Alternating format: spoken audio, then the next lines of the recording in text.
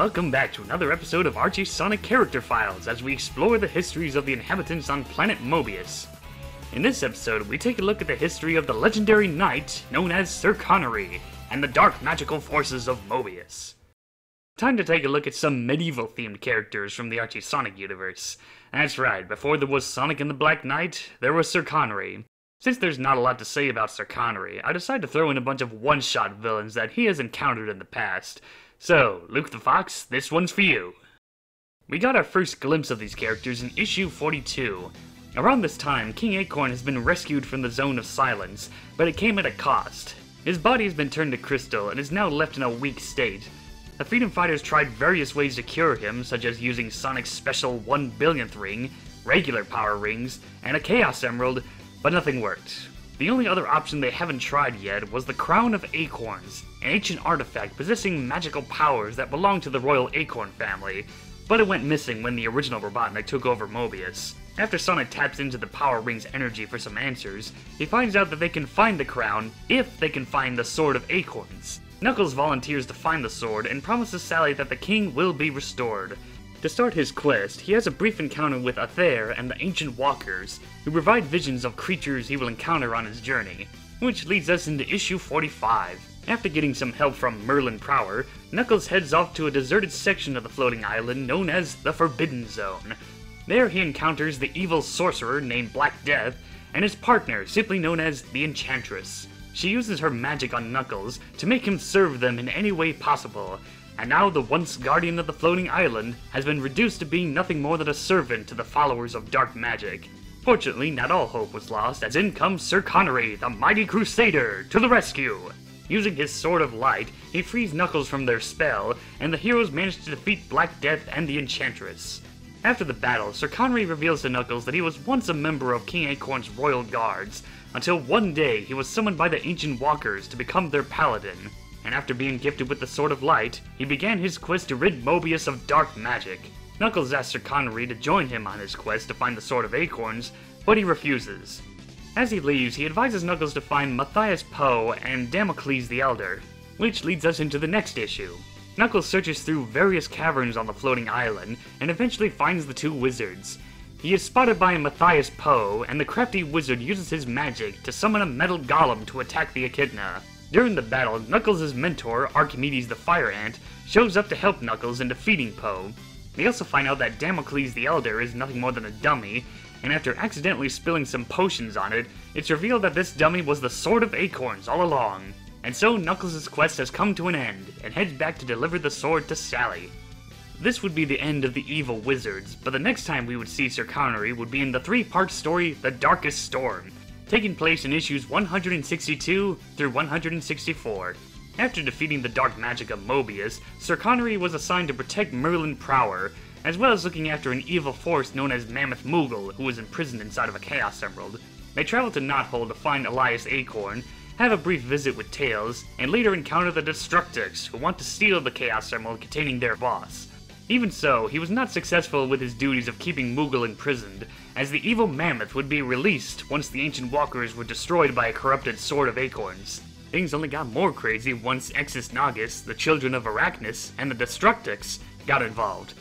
And so Sir Connery joins forces with the Freedom Fighters and the Chaotix to fight them off.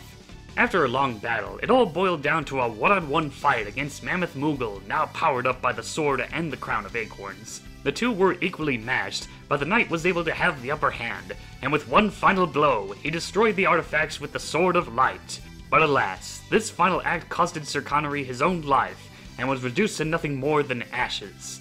After the battle, the heroes gave Sir Connery a proper burial in the Knothole Cemetery, and the Sword of Light was taken in by the Royal Acorn family to honor his sacrifice.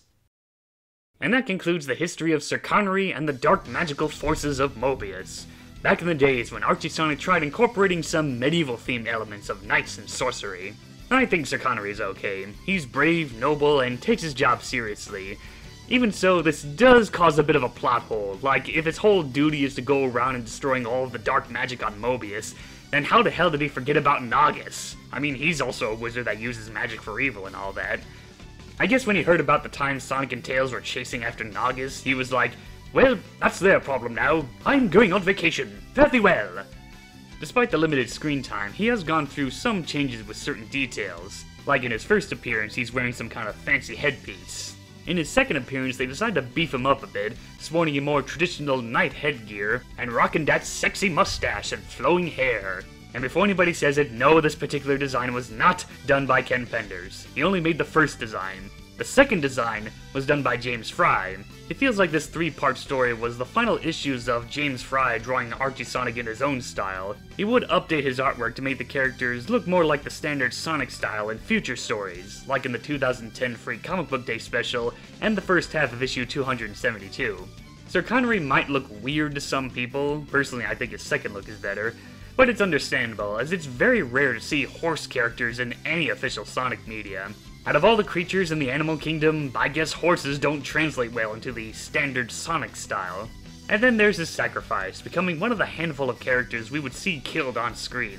I'm kind of mixed about this. On one hand, his limited screen time is sort of fitting, being a knight and all. His past adventures of fighting dark magic would only be known as myths and legends, like ye knights of old. But on the other hand, I would have liked to see more of this guy in action and learn more about what led him into becoming a knight and serving the royal Acorn family.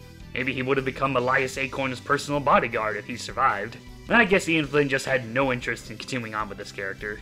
As for the wizards, there's not a lot to say about them. They're all just generic villains who use magic. Black Death and the Enchantress are the only ones that interest me. I would have liked to see them come back with some updated designs, more fleshed out personalities, and maybe give the Enchantress a more proper name. Well, she did make a small cameo in the off-panel segment in issue 218, so I guess there's that. Speaking of names, I find it amusing that the cat is called Black Death. Yeah, not to be confused with the other Black Death from Archie Sonic's new timeline. Matthias Poe is known to be a powerful wizard and the one responsible for the whereabouts of the Sword of Acorns, but we don't know exactly how he got the sword. Maybe he just fell in his backyard one day or something, I don't know. And as for Damocles the Elder, well, he might as well just been renamed Sir Not Appearing in This Comic. I have no idea why Poe would disguise the sword to look like a fake dummy of this guy. Maybe Damocles was his former mentor, or maybe he just really likes the guy. You think he would have turned the sword into something more smaller and easier to hide, you know, like a goblet or a gold coin or something like that. So does Damocles actually exist in the Archie Sonic universe? Well, Sir Connery does briefly mention that he defeated him, and that's it. Yeah, just another one of those characters killed off screen, which is lame. But hey, at least he has a nice hat. Well, that takes care of this character file, so until then, I got a juice! We're ready for round 2 of our epic battle.